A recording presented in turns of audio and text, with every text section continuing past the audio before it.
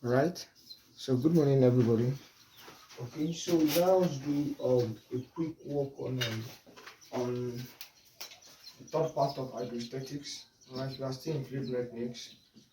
So let's do the complete job on fluid and hydrostatics. So I've established some points in the first and second video hydrostatics. So at this particular point now, I want to talk about how to calculate for the upthrust in a fluid. Okay. So don't forget that I said Poiseuille's equation, Poiseuille's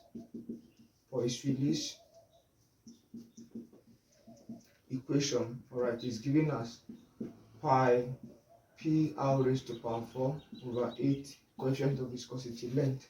This is the expression of coefficient of Poiseuille's equation.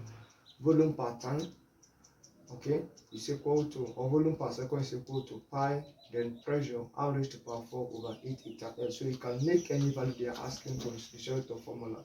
Alright, so then your V over T is also pi. Now in Bernoulli's equation, P is equal to rho GH. I proved that yesterday. Why I said change in pressure is equal to rho GH. So what I'm going to have, alright, at that end is V over T is equal to pi. Anywhere you see P is now rho GH, alright. Then r raised to power 4 over 8 what 8 eta L. So that's what we have for this expression. And we know what is surface tension. So first of all, if you are asked to determine the upthrust I said is an upward force, and upthrust is what is W, alright, which is W. U is equal to what is equal to, because W is mg, mass and gravity, so you have what mg. However, if you have a container here and you displace a stone, alright, inside the container containing maybe a water, alright, the object first of all pass through air, alright, before the fluid or the water. So there is a weight of object in air which is always constant irrespective of the fluid. So if you have, let's say, water here and you have a kerosene here, your kerosene is the fluid, then this is H2O.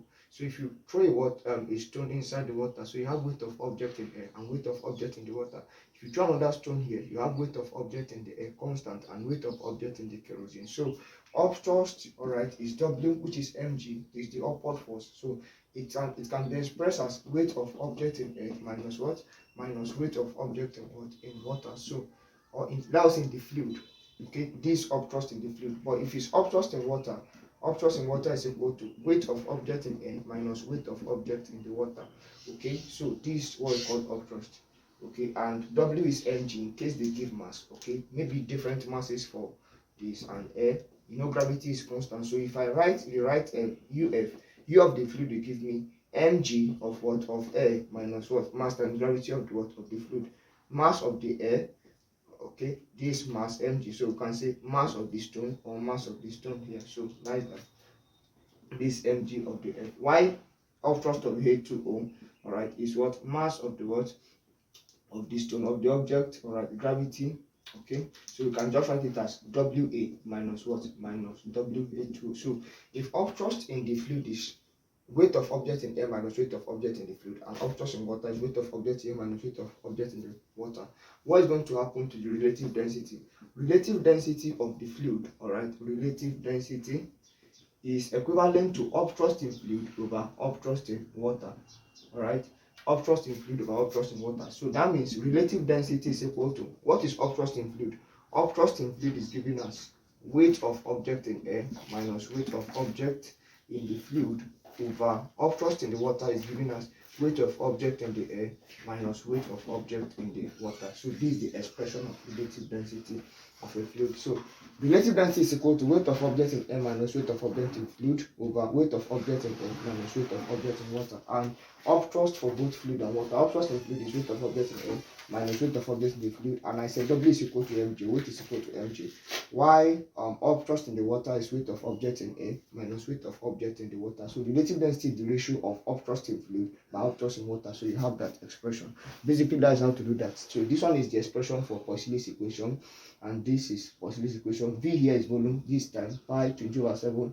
This pressure, this r radius raised to power 4, this 8, this eta is coefficient of viscosity, and I've done in the previous video how to find it. Then L is the length of the material. So you can use P is equal to rho GH if it's in terms of the density, the pressure, and the height of the object. So anywhere you see P, you now have it as rho GH. So you have V over T, okay, V over T is equal to pi rho GH r raised to power 4 over 8 eta L. So that is possibly this equation. So we said coefficient of viscosity is what? Is force over area multiplied by velocity gradient. So it's as easy as that. Then the other expression you should take note of is surface tension. Surface tension of a material is force over length, alright, of F over 2L. You can use that, force over length or force over 2 length if you have two different surfaces, okay? Then what are the other things? These are basic things to take note of.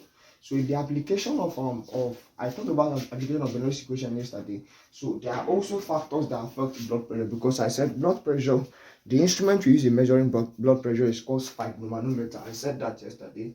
Sphygmomanometer, right? Manometer. So you can watch the previous video to check all of those things. So this, I said surface tension is gamma is equal to force over length, or gamma is equal to force over 2 length. Force over length is for one surface, while force over 2 length is for 2 surfaces. Okay, and it's measured in Newton per meter. Quite important. If you have to calculate for a dimension, find dimension of Newton, which is force m to raised power minus 2, then over L. So L will go up, that is mt minus 2. So quite important. Now, when you want to talk about the factors affecting blood pressure, one of them is blood viscosity. We have blood velocity, also we have cardiac output, and we have blood vessel elasticity. But in Stokes' law, the expression of Stokes' law is what? Is F is equal to what? 6 pi eta VR. Stokes' law states that, alright, the force, okay, force is directly proportional to the force is directly proportional to the coefficient of viscosity, to the terminal velocity, and to the radius. That is Stokes' law. And if force is proportional, directly proportional to the coefficient of viscosity, to the terminal velocity, and to the radius, the expression would be what? F is equal to K, coefficient of viscosity, terminal velocity, and R. So K is equal to 6 pi.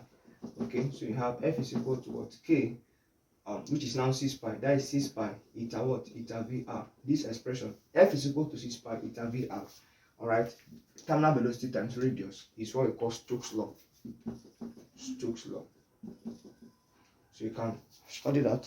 Alright, that is Stokes' law. Then the other thing they can ask in measurement of viscosity, okay? In measurement of viscosity. So Stokes' law states that the force, alright, on a viscous on a viscous spherical object of radius r is directly proportional to the coefficient of viscosity, to the radius, and to the terminal velocity. So I've said that already. Okay, so Stokes' law states that the viscous force F on a spherical object, okay, of radius r falling through a liquid is directly proportional to the coefficient of viscosity eta and the radius r of the sphere and the terminal velocity v. So that is the expression on the board. So you can use that expression to determine the Stokes' law. So that is that. Then another thing is in the measurement of viscosity, you use F is equal to, we can say that our value of force, alright, plus upthrust is equal to weight. When you want to measure viscosity, force plus upthrust is equal to weight. Okay, force plus upthrust is equal to weight. And the upthrust in the measurement of viscosity, alright, when you're having a sphere, if you're having a sphere, is upthrust is equal to 4 over 3 pi r cube, then sigma g. Alright, again, U is equal to 4 over 3 pi r raised to power 3 sigma g. Sigma is the second density, okay? While the weight, when you're having a sphere, weight, if you're having a sphere, is given as 4 over 3 pi r raised to power 3, then rho g. This for upthrust, if you're having a sphere, this sigma g, then this r raised to power 3, this rho g. Okay, so that is upthrust, that is weight if you're having a sphere. Then the velocity, alright, or what we call the Stokes velocity, the expression is given as v is equal to 2r squared, okay, then open bracket, the first density minus the second density sigma, then all into g over 9 eta, okay, 9 eta, so 9 coefficient of viscosity. V is equal to, this is what we call the velocity, alright, so that's the velocity. Velocity is equal to 2r squared, open bracket, the first density minus second density into g over 9 what? Coefficient of what? Viscosity. All right, this is for the velocity of a sphere.